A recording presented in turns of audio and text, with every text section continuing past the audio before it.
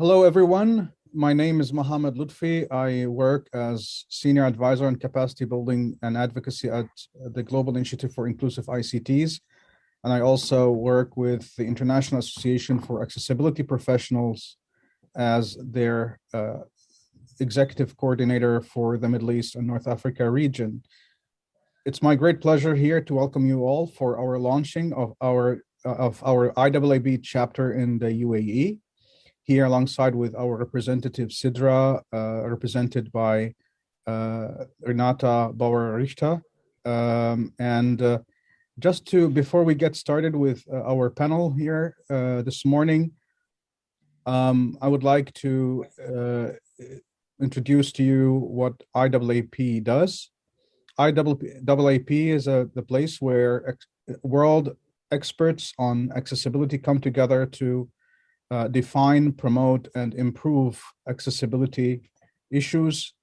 IAAP offers a broad array of certification programs and follow up on that with the continuation of education for accessibility experts. We are so happy here to be together to launch our chapter in the UAE. With Sidra, and I would like to turn it over to Ms. Renata to take us through the panel this morning. Thank you very much. Mohammed, thank you so much for this kind introduction. And I think what you just mentioned about the mission of IAAP is really so much aligned with the work that Cetra Foundation has been doing since nearly the last 10 years. So welcome everyone to this exciting launch of the UAE chapter. And I would like to kick off us with a short introduction to Cetra Foundation. Cetra is a quite agile driver of change in the UAE and beyond when it comes to the rights of people of determination, participation in the community, access to the workplace, and active participation in the community. And all of this obviously touches upon the work of IAAP. And as a non-profit organization, Cetra is in a unique position to create innovative programs, policies, and initiatives with our partners in the public and private sector, in addition to the direct services for people of determination. People of determination, as you might be aware, is the UAE term for people with disabilities. Our collaborations across multiple sectors built the basis for a robust and trusted partnership for the UAE chapter. And the current strategic development of the UAE's knowledge and service economy is perfectly mirrored in our ongoing projects and initiatives. So, and as a representative of one of the most really relevant topics that we have in the UAE when we talk about access is the access to the built environment. And at this point, I would like to bring in Tina Merck. Tina Merck is an architectural designer specialized in exactly our topics: health, aged care, and universal design. And she has a tremendous body of knowledge when it comes to the access needs in the UAE and beyond, but also to the actual status. So I welcome Tina Merck and would like to hear from you. What is the current status of the built environment? What do you expect to change? And what is the impact on the tourism sector? Tina, the floor is yours. Hello, Renata. Thank you very much for the nice introduction. I've been active in the UAE since 2013, and I have seen a tremendous change when it comes to the built environment. And it all started with implementing building guidelines. So right now we have building guidelines, of course, in Dubai and in Abu Dhabi. But at the same time, the building guidelines actually gave the people in the UAE like some kind of framework. So architects, planners have to stick to the building guidelines. They are now more or less unified. So we don't have, for example, guidelines from the US mixed with guidelines from the UK, and the way how people interpret in their individual way, so to say. But now we have also a guideline where people actually have to stick to it. So to ensure that the built environment will be actually inclusive. At the same time, we've seen that more and more budget is dedicated to transform the existing built environment into an inclusive environment. Especially, we can see it in Dubai, we can see it in Abu Dhabi.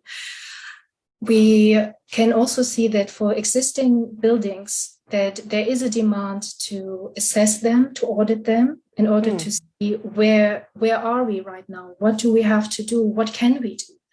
Of course, to transform a city or a building into an inclusive building will not happen overnight. It will require budget, it will require time.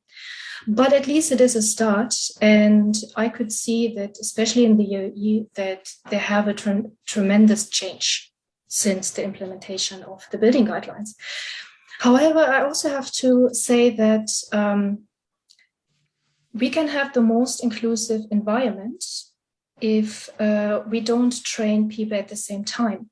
And I don't necessarily mean the training of planners and designers. I also mean training of the maintenance, or the people who are responsible for the maintenance, cleaning staff, for example, the attitudinal or to overcome attitudinal barriers, for example. And at the same time, when I try to have an inclusive environment, it will be automatically sustainable and also accessible and inclusive for tourism. At the same time, if I try to focus on certain tourist destinations to make them accessible, the citizens and the residents will benefit from it at the same time. So it's a win-win situation, and we can clearly see the benefits of having guidelines in the UAE. We could also see that there is a huge awareness, or that there are huge awareness campaigns. For example, there was a strategy, or is a strategy in Abu Dhabi for people of determination 2020 until 2024, where Abu Dhabi tried to bring all the government entities and stakeholders together to develop strategies, and at the same time, to develop a more inclusive environment overall. This includes the training, this includes the tourism sector, the transportation sector, the events I've mentioned. For example, we have currently the Expo 2020 or 2021 in Dubai right now, where the Sunflower Vineyard, for example, was launched, or we have introduced the Quiet Hour in Abu Dhabi. So all of these things happened, which are beneficial for the residents, but at the same time also for tourists, of course. That's fantastic, to have those insights from you, and how the implementation of policies and international standards are absolutely and clearly linked to positive outcomes beyond pure guidelines. It really has an effect on the population, on the accessible tourism sector, and on the overall ability to participate in the quality of life. And you mentioned transport, right? So this is a perfect segue to our next panelist, Ingmar Fredriksson. And Ingmar is really the beacon of inclusive and accessible transport in Abu Dhabi and the UAE. Ingmar has launched the concept many years ago and was and is still a trailblazer for the potential and the positive impacts that really trickles down on so many levels of the society. So Ingmar, if listening to Tina, what would be your status report or your gap analysis when you think about accessible tourism in the region? And what do you think is required to attract more tourists from all over the world, really joining and traveling to Abu Dhabi and the UAE? Well, first, I would like to start with saying that I agree with Tina that what people sometimes miss is that whatever you do for tourists, also the locals will benefit. So it's a win-win. You win in both ends. But the good thing when you have new and innovative inclusive solutions like we have, paratransit or non-emergency medical transport, then the tourists you meet, they are overwhelmed. They're like, wow, this we didn't expect in Abu Dhabi. So you really build the brand of a place by being very inclusive. And we surprise so many people with this kind of transport from US, Germany, UK, everywhere. And they get a really good impression of UAE. And what that service does is kind of help some of the bad things with infrastructure, because it's so accessible for wheelchairs in UAE today, where when you add this service, there's no problem anymore, and they can move freely. The reason we did this initially was that we normally work with the public sector, but then we found that they weren't mature yet to take on the service here. And then I found a report from World Tourist Organization that identified this niche of accessible tourists, or I prefer to call it inclusive tourism, because what we define in inclusion services as the difference between accessibility and inclusion is that accessible is making it possible. Inclusion is making it happen. And making it happen needs so much more. Just because something is accessible doesn't need to be used, for example, and attitudes for people, you need to change. There's so many things to really get to the point of real inclusion in society. Anyway, so we found this niche and we started to target it, and we had really good growth for 3 consecutive years, and primarily with the cruise ship tourists, plenty of them, and really appreciative. Then come pandemic, of course. But anyway, now this business is starting to pick up again. I think this sector will be even more interesting after the pandemic. And the reason is because all the big tour operators that we work with, the TUI, Virgin Holidays, so on, now they introduced infection prevention control routines. So that makes it safer with people with disabilities than it was before the pandemic, right? This has always been a vulnerable group, but now there will be safer ways of handling infection of all kinds. So that's why I think that it's really going to grow. And also in that report I mentioned from World Tourist Organization, they have identified that at 2000, there was 11% of the population was over 60 in the world. 2050, they expect that to double to 22% of the population. That's 2 billion people that will need better accessibility. So I think the future for this kind of tourism and for people that are older, it's needed. It's a real necessity for the world to improve this, not only for people in wheelchair, because, I mean, when you say accessibility, you often think about wheelchairs, but you also, I mean, you break a leg, you're 30 and you break a leg temporarily, you need accessible solutions. You get pregnant, you get fat, you get babies, whatever. All of these situations, you need more accessible environments. So we shouldn't just think about wheelchairs. There's so many others that benefit from these kind of solutions. And therefore, I think it's a really good thing to go for this. And also, the business case is coming. That's what we've seen. The industry need to wake up and create concepts for people. And it is good business, especially when you combine it with the public sector. And that's why we now recently started this concept in Stockholm too. Before we only did the public sector trips, but now we're opening a big branch for the inclusive transport for all kind of people. And we already got bookings from US and everywhere. There is a niche, and there's some players that specialize in these kind of tourists, but also the big cruise companies are very accessible. And the biggest complaint that the people of determination have, when it comes to tourism, the number one complaint they have is local transport. That's the top of the list. That's number 4 on other tourist complaints list. That's number 1 for people with of determination. So I think there's great opportunities for this for the future. Excellent. Thank you so much. So I'm just listening to you and looking at the report that you mentioned, and also on the feedback that we receive from service providers and companies working in the hospitality and event industry, is indeed that accessible or inclusive transportation and accessible buildings and events on all levels are a decisive factor when they make their decisions, right, for any destination. Yeah, have you heard? Can I add something more that Tina said? It's like one very important thing is also to train the people. That's the key. I mean, they have taxis here who can take a wheelchair, but the drivers don't. They have the wrong attitude. We give special training. You need to be trained to handle people like this, and so therefore we only recruited from hospitality or healthcare because they have the right mindset. You don't need just a driver to handle these kind of services. You need real good attitude on people who like people, basically.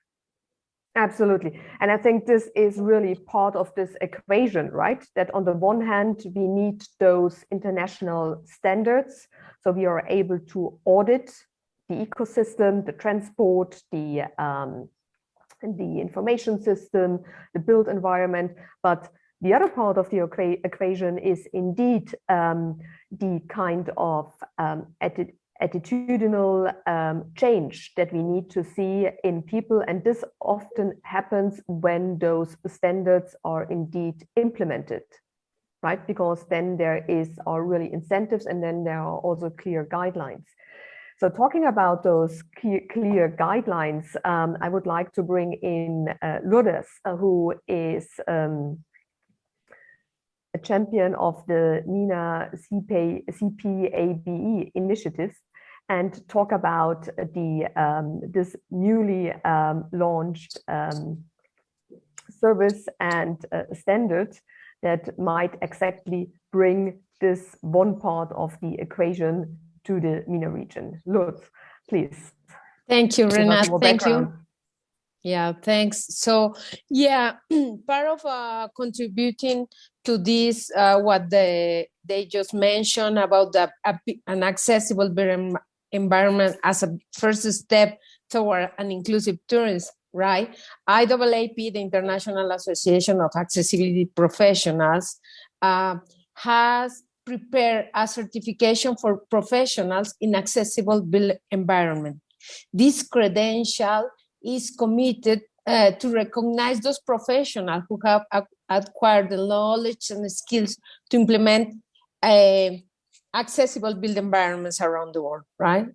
This is because, as it was mentioned, there is standards, there is always regulations or documents as a reference to do a place accessible, right? But not all the professionals have the right skills, right? So what we are aiming to do with this certification is ensure that those professionals who are leading these accessibility projects are really meeting the required skills to develop them. And then they really are having an overview of what is required for in order to ensure an accessible built environment. You know that this is a key piece for the tourists, right? Because it's not only talking about the hotel, but it's everything. It's the airport, right? The train station, all the pieces that includes doing a trip, right? How do I start the trip, how if I want to go to the opera, if I want to go to the concert. I mean, the public spaces also that involves accessible tourism, right? So what we want to do, and that we are sure that through this new chapter that we are launching, we will be ensuring to help to foster in the region that all the professionals that are leading these accessibility projects are having the right certification to deliver their projects. Excellent.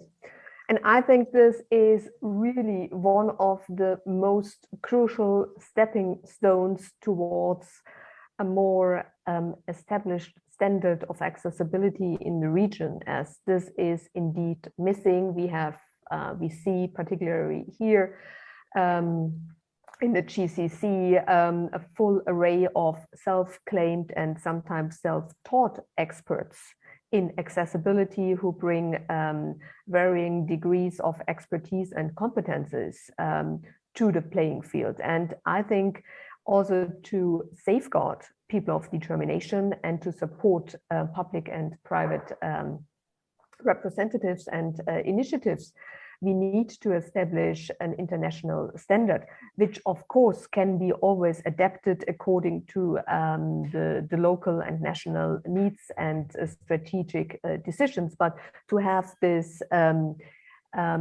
joint standard, I think, is really important and would really accelerate the quality of life and services here in the region tremendously.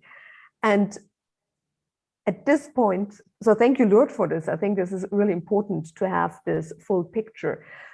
And at this point, I think it's really a perfect opportunity to bring in Sam Evans, who is leading the certifications of IAAP on different levels. And this is exactly the missing piece in our discussion so far. So Sam, if you could share more information on the different certificates. Thank you for making time for us to join you today. We're so excited to support the launch of the IAAP UAE chapter. Lourdes had an opportunity to share with you a bit about the certified professional and accessible built environments, which is, I think, will be of the most interest to the goals of the UAE chapter. Let me speak just for a moment about a high-level overview about certifications and how IAAP delivers those levels of establishment of knowledge. Our certification programs are all professional certifications, so they're voluntary. They're not tied to a course or a class or an educational outcome.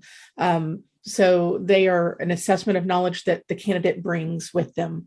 So it is a way for individuals, companies, organizations, and groups to establish a shared bit of knowledge, a shared understanding of concepts, terms, and policies and procedures. So our certifications are valid for 3 years, and they require the person who holds the credential to maintain their certification by engaging in learning, active professional development, or leading the learning themselves by sharing their knowledge.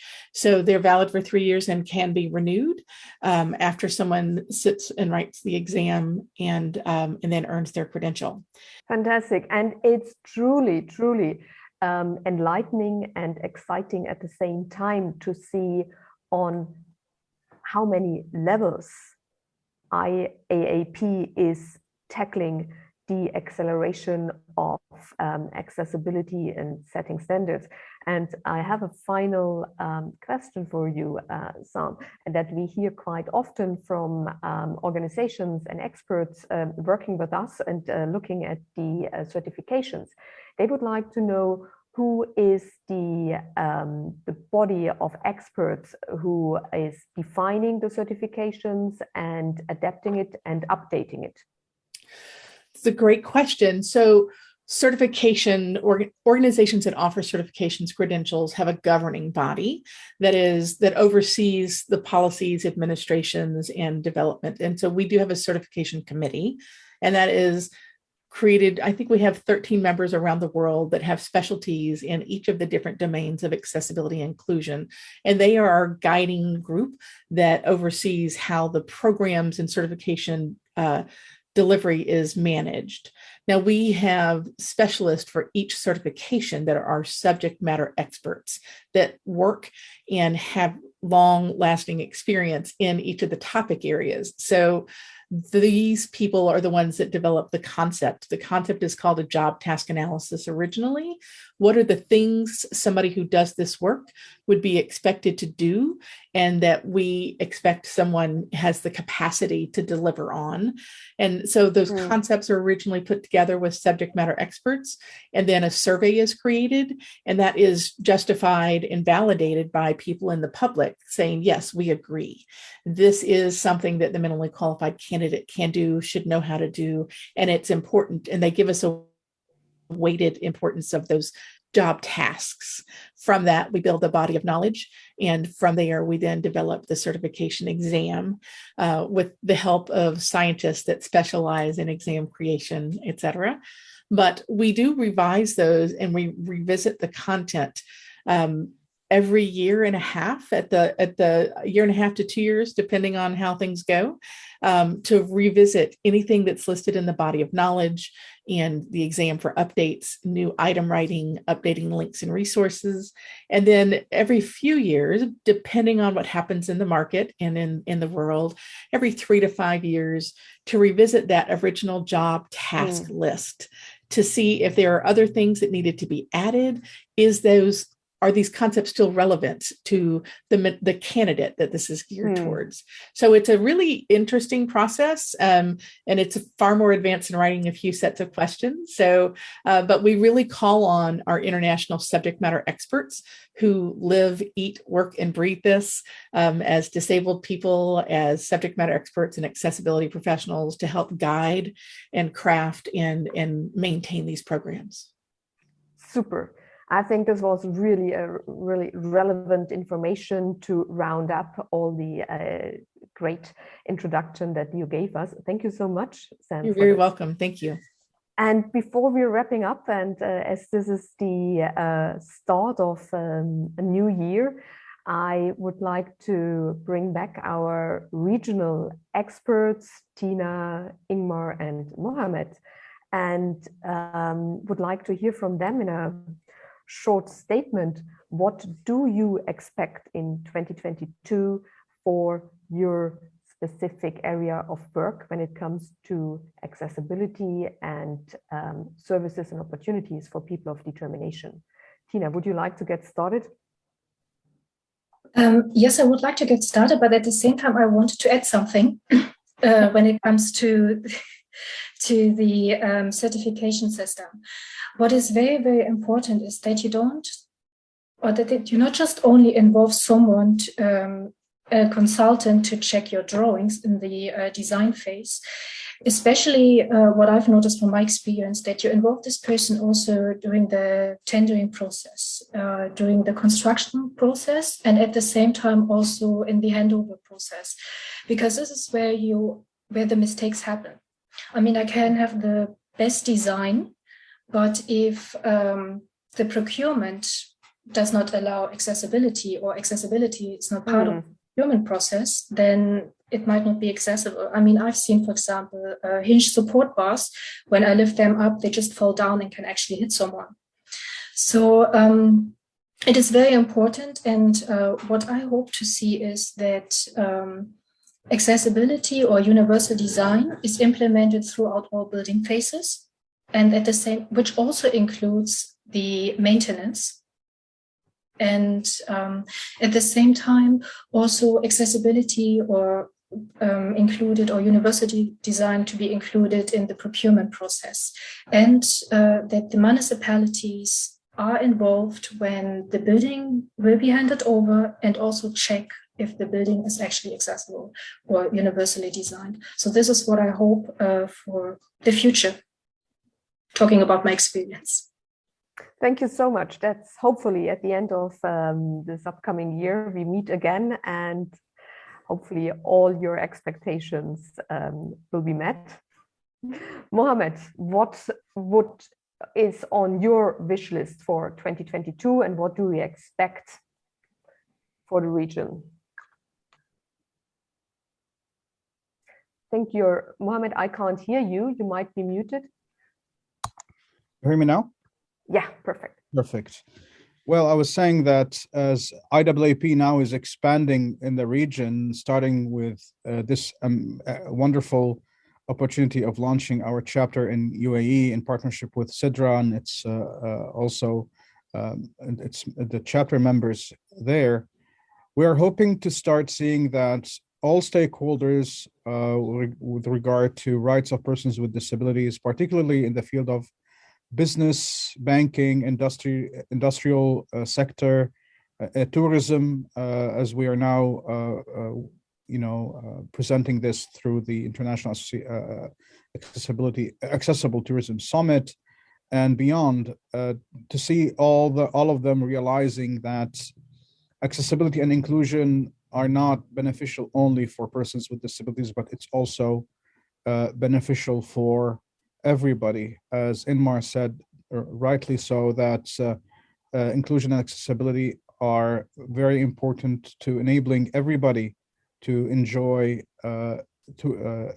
opportunity of tourism, and especially nowadays with the world is more recognizing rights of persons with disabilities, thanks to the CRPD, the Convention on the Rights of Persons with Disabilities, and the Sustainable Development Goals, as well as the Habitat 3, when we advocated for including disability in the Habitat 3. Now we have around 15 times disability is mentioned in Habitat 3 on urban development. This is an excellent segue for making sure that disability is part of every single aspect of urban development, tourism, accessibility, and beyond. Thank you.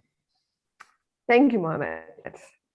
And I think you really described it and framed it perfectly, that accessibility is part of every aspect of urban life.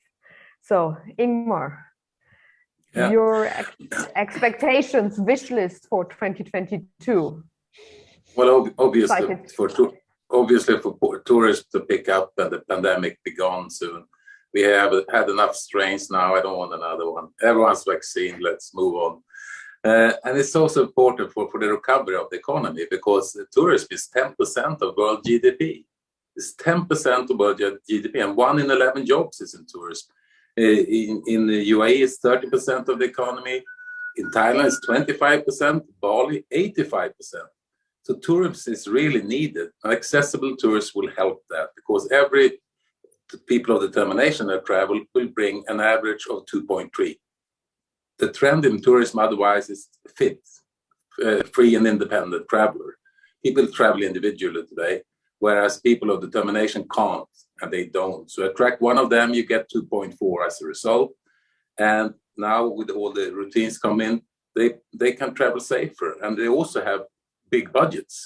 I mean, as I said, 2050, they're going to be 20% of the world population. And many of them are just old and need some accessible solutions. And they have plenty of money. So it's a good investment to go for accessibility, especially now. It will help recovery of the economy and the growth of the economy for the future. So it's a good timing for it. Absolutely. Thank you. And you built a perfect business case that is also the foundation for the rights of persons with disabilities, right? The right to participate, the right to contribute, and accessibility and the opportunity and the capacity to travel to wherever people of determination want to go is, I think, an integral part of it. So it's not only a nice and relevant business case, as you mentioned, it's also really the manifestation of the rights of persons of determination. Really, I'm so impressed by all the insights and the overviews we had in the last minutes. And as we all know, people of determination, people with disabilities often don't get the services they need from the public, from the service providers, from corporates. And that's the message I think all of us heard from people we are working from our own experience, and we all wrestle with those quite complex challenges, ranging from, as Tina mentioned, implementing accessibility already in the procurement process, to adding accessibility as a standard in the tourism industry, also to tap into new markets. And we heard it also from Mohammed that accessibility is and should be a part of daily life in all aspects. And I'm so glad that we had Sam and Lourdes joining us, adding the outlining the opportunities how to get those standards here into the UAE. And I think with all this trove of knowledge and all those pioneers, change drivers, integrators, and advocates here on the call, I'm so confident and positive that the UAE chapter will definitely bring a different kind of quality to the UAE and beyond. And I'm so glad that so many committed experts are part of this. Thank you so much for this. Looking forward to all the next steps. Thank you.